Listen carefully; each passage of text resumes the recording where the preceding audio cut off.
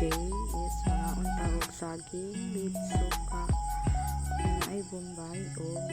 pipino. So mani panay ko na mo kay ako ganahay ka o ganaon mga unday ta medyo siya butangan og mayonnaise guys, o diba, so na to sa mayonnaise, then gusto ko na og suka, then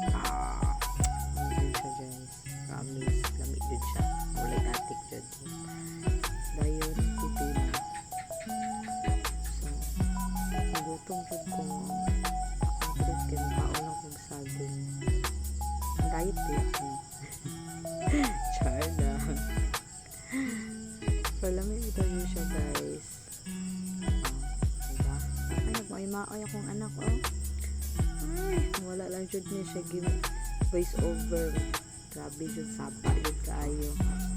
diba, ano pa yung pokpok bagong gapita ako anak jud pero te kaayo madlungon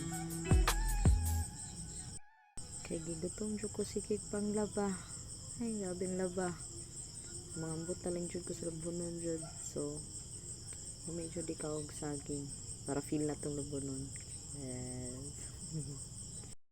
Gikan jud ganita sa pobrehon no, makontento jud ta kung unsa jud naa sa ato, unsa to makaon, lang happy na jud kaayo ta. Blessed pud kay ko kay bisag ning ani ko dili jud ko artist sa pagkaon, din makaon jud ko kung bisag kung say naa pa dira ito mga arte zay kay dili ta dato zay kaon jud ta dapat bisan unsa, so ato lang gyapon ni mata na nga to ang ginakaon. So daghan jud kay ako nakaon na saging ani guys, wala na ako kabantay kung pila nakabuok ko nakaon, diba. So atong pikason, then tuslo na to og mayonnaise, anang duha, diba, putangan na to og mayonnaise, then magkuha ta og suka, og bombay, then ibutang nato sa saging, then kuha po tag pipino, diba, grabe imbinto dako agba-abang may pa mo, diba,